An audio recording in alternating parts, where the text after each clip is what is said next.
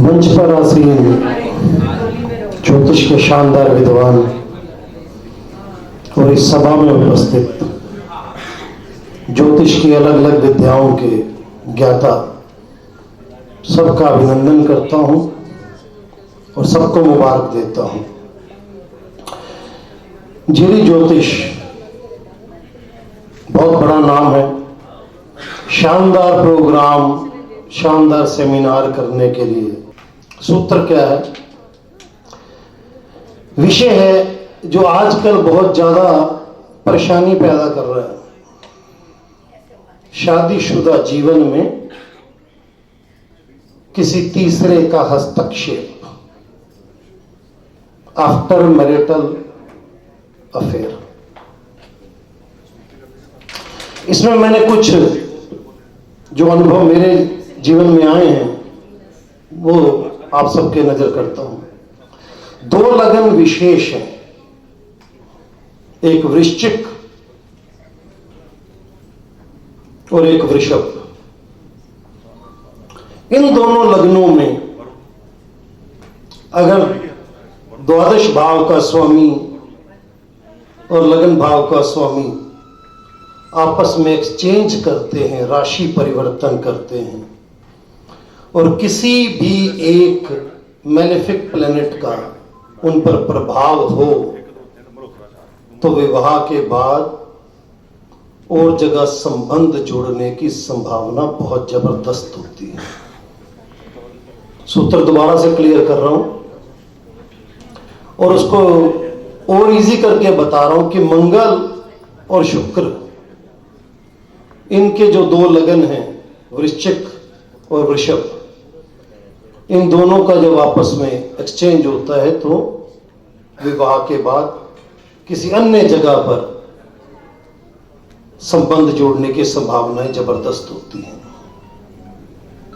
एक और सूत्र है, तुला लगन हो, माफ कीजिएगा अगर किसी का हो तो इसको अदरवाइज में मत ले। तुला लगन हो और मंगल का संबंध राहु से हो और राहु की महादशा में व्यक्ति का संबंध किसी और से जुड़ेगा। शर्त यही है कि किसी भी प्रकार से कोई गुरु की दृष्टि ना हो।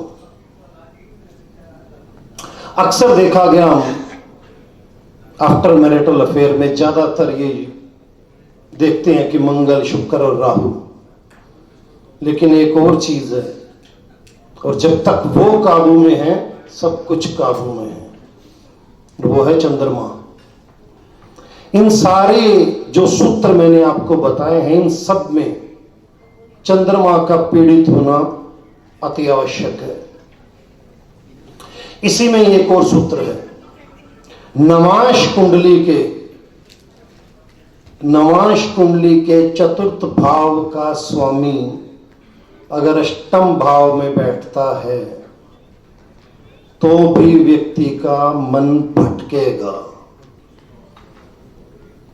उसका सारा ध्यान विवाह के बाद इसी प्रकार के विषयों में रहेगा। कुछ शब्द ऐसे होते हैं जो मर्यादित रह के बोलने चाहिए, समझ आप सब सकते हैं, इसमें कोई ऐसी बात नहीं है जो समझाने की बहुत ज्यादा जरूरत हो। एक और चीज, सप्तम भाव में गुरु हो। मैं जो सूत्र बताने जा रहा हूं, हो सकता है कई लोग इससे इत्तेफाक ना रखें, लेकिन ध्यान रखना लगेगा। सप्तम भाव में गुरु हो और शुक्र अष्टम भाव में हो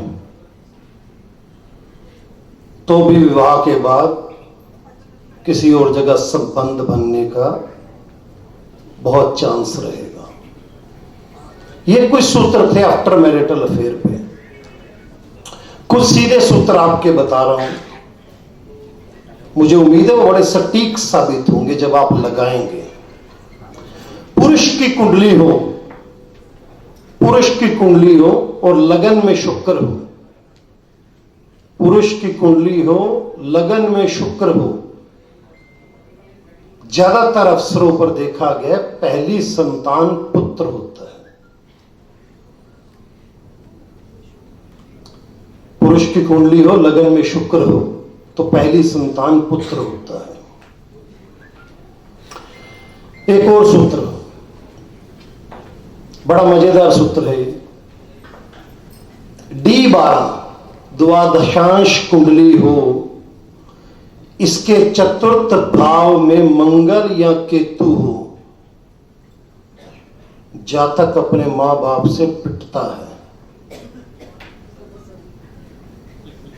D12 कुंडली के चतुर्थ भाव में मंगल या केतु हो तो जातक अपने मां बाप से पिटता है। एक और सूत्र, बहुत जगह देखा गया, हम लोग चंद्रमा और सूर्य की जो युति, जिसको अमावस योग बोलते हैं, कि खराब है। टेक्निकल समस्या यह है कि खराब क्यों है, जबकि दोनों मित्र हैं। उसमें जो मेरा अनुभव है मैं आपके शेयर कर रहा हूं।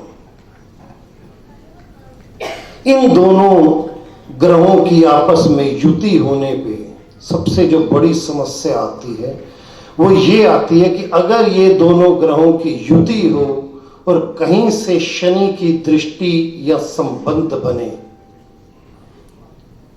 तो ये जातक, जिस जातक की ये कुंडली में है, उसके मां बाप को निरंतर कष्ट झेलना पड़ता है। प्राण हानि होने की संभावना तब आती है जब शनि की ये दशा हो और शनि गोचरवश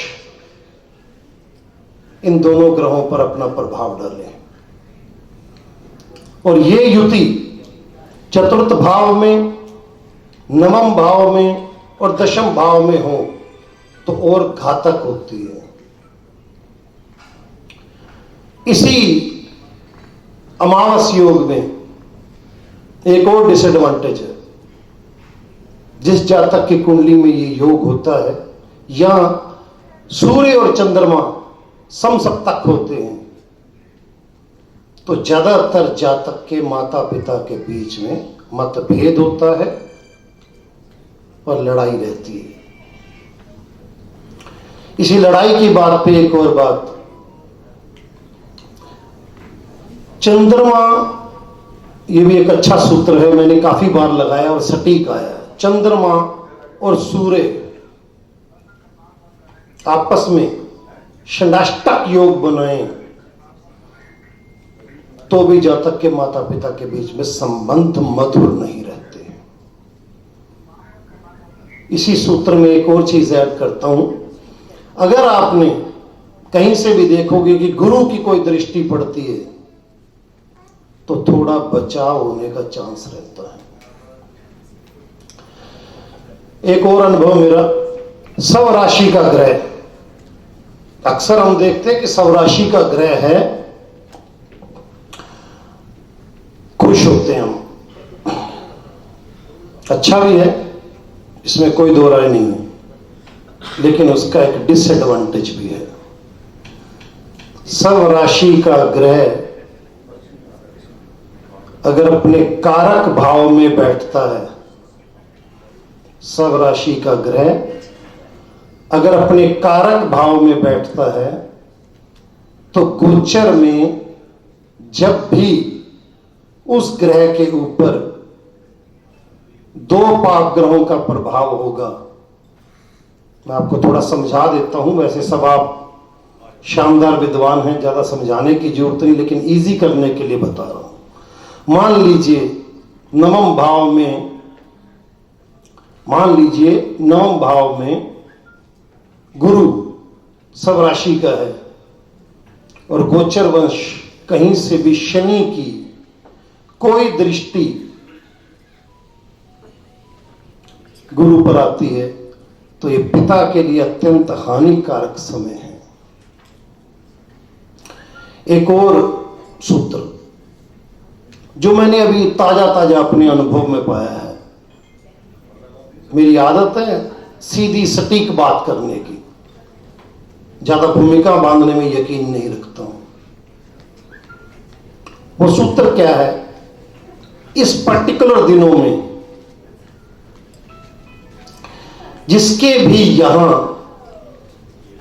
करक लगन है, पिछले 2 वर्ष की बात कर रहा हूं, और मैंने अपने एक लेख में भी लिखा था इस बारे में जब शनि ने गोचर बदला था।